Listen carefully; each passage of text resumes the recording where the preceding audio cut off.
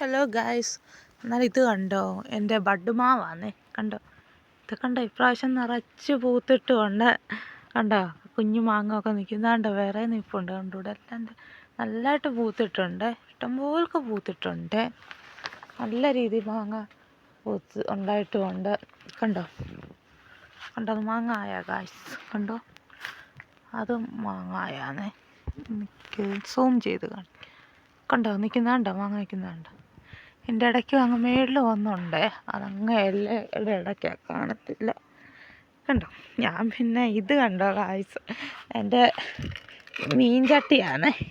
കുറച്ച് ദിവസം മീൻ കറി വെച്ചു, നല്ല രീതിയിൽ മയക്കിയിട്ടൊക്കെ വെച്ചു. പക്ഷേ പിന്നെ ഒരു ദിവസം അടുപ്പത്തോട്ട് വെച്ചതാണ്. ഞാൻ നോക്കുമ്പം ചുവട് പൊട്ടിക്കീറി, മൊത്തം അങ്ങ് പോയെന്ന്.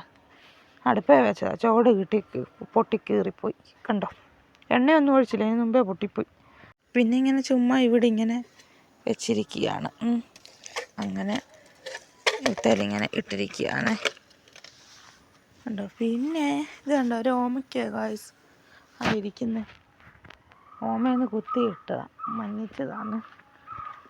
പിന്നെ കൃഷിയായിട്ട് ഒന്നും ചെയ്തിട്ടില്ല. ഇപ്പോൾ ഓരോന്നൊക്കെ നട്ടു, പയറുമൊക്കെ ഇട്ടിട്ടുണ്ട്. ഇത് കണ്ടോ, റെഡ് ലേഡി ഓമയാണ്.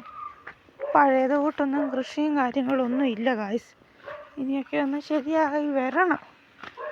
കണ്ടോ, പണ്ടത്തെ ഒരു ഗാംഭീര്യമൊന്നും ഇപ്പം കൃഷിത്തോട്ടത്തിന് കൃഷിയൊന്നും ഇല്ല.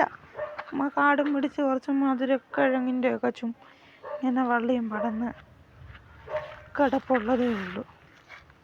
കണ്ടോ കണ്ടോ, അങ്ങനെ.